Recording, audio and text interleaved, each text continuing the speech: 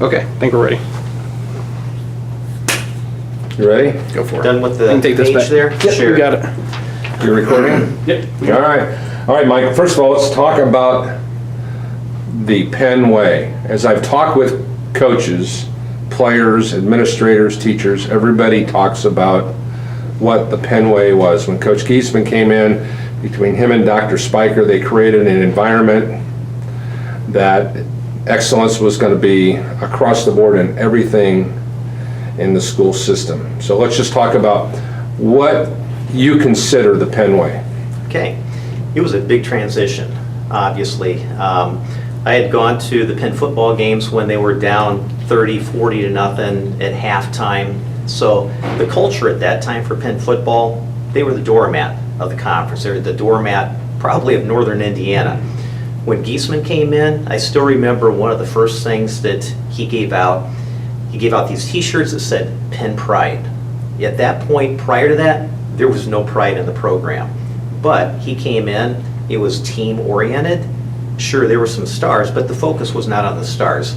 The focus was on everybody doing their job, and then as a team, we accomplished what we wanted to do, and that was win.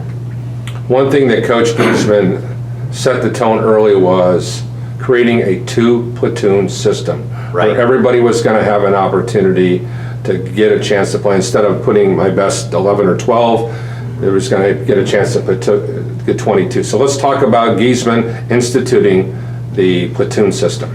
That was huge. I think Penn was the first team to do a 2-platoon in our area. That was that was really unique at that time. I still remember we averaged playing about 49 players per game. So the whole thing, you didn't just play 22 players. Coach Giesman wanted to get lots of players in, even if it was for a few plays during the game, get some real field experience so that whenever it was their time to step up, to start, they were ready. They weren't, they weren't totally green going into it. So he built that experience. And another thing too is, you look at some of the teams that had their best players out there on every play, about halfway through the third quarter, they're running out of gas. With this, you had fresh horses going in, especially if you had kids going in, maybe for just a few plays, they're 110%. That was really big.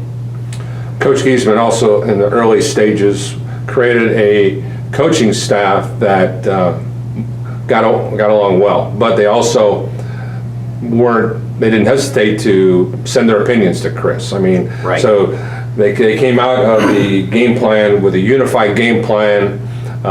They sorted their details and differences out during some of those war room type opportunities. Right. But once practice came, there was a unified coaching staff. There was no bickering. That's correct. That's correct. There was unity, there was harmony within the coaching staff. I never witnessed anything. I knew that they did express their opinions, and that was good. That helped. It's kind of like iron sharpening iron at that point. So it just made them better. But whenever they walked out of there with a game plan, they gave us a game plan every week on paper. They said, what the scouting report was, it said what we were going to do as far as an offense, what we were going to do as a defense. It showed, what the other team could be expected to do. So when they came out on Monday, we knew what the game plan was for Friday night. The landscape and the opponents back in those days the gap was very, very close. It was a lot of parity. The South Bend schools were very, very good. It's unlike they are today in today's culture. So let's just talk about the difference between, let's say, the South Bend, the Mishawaka, Elkhart schools in the 70s compared to, obviously, to where they're at right now. There is no comparison. Right, right. When you look at some of the standings, we've got 6 classes now. I think at one point, we had 1 and then it expanded to 3 classes by the time I was a senior.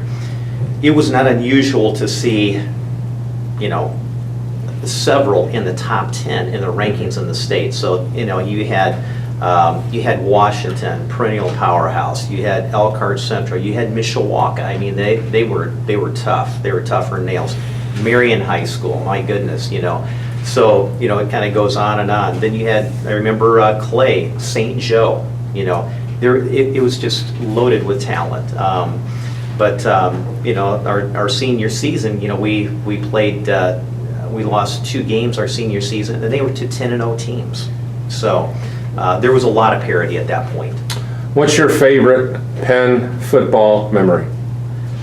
The one that I think will stick in my mind probably forever, I was not a player yet, I was a freshman at Schmucker. It was Coach Giesman's very first game. It was over at Tupper Field, now Steel Stadium at Mishawaka High School. I think the year before, I think Penn lost 60-6, something like that. The final score of that game was 19-12. Penn lost by a touchdown. And I still remember, I think the Penn side, we were just speechless. And we were cheering. The crowd from Mishawaka, they stood to their feet and they clapped because they saw a team that was just absolutely horrible the year before. And at that point, we were thinking, there might be something special going on here. Is it beginner's luck, or is this something that's really going on? At that point, I think Giesman had everybody's attention, and people were excited about Penn football. And I'll tell you what, the fans, they were going to go to the next game the next week. If it would have been another 60-6 game, the stands probably would have been half filled at Freed Field the next week. But that's still a magical moment in my mind. Final question.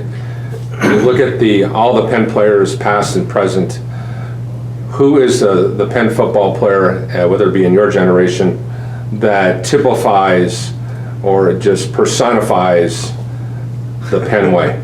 Is there one? I can't put it just on one. There are just so many players that, along the way. I think of, some of the guys that were there during the transitional times. And I think there's something special about that time because some of these guys, that were the upperclassmen when I was there, I went in for their junior year, their senior year, when they were on those teams that were just getting beat to a pulp, to see them be able to enjoy some of the fruit of the labors of the coaching staff at that time. So, I saw some of the players. I remember, Brian Zilmer, John Gushwa. They were just, Mr. Inside, Mr. Outside, Pat Humes.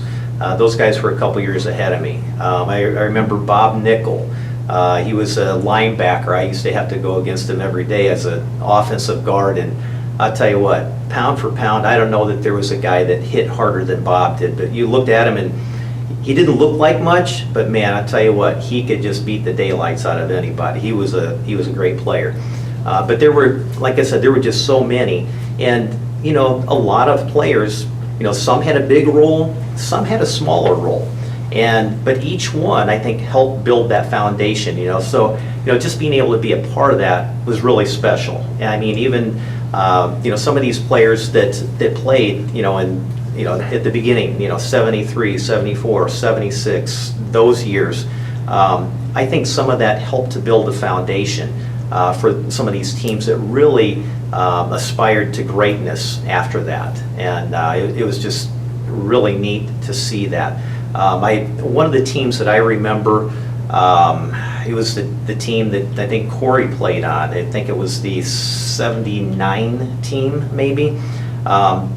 Even though they didn't win a state championship, I think that is one of the best Penn teams that I recall seeing. In my mind, that's the best team that I think has gone through Penn that did not win a state championship. In other years and with other circumstances, they probably would have.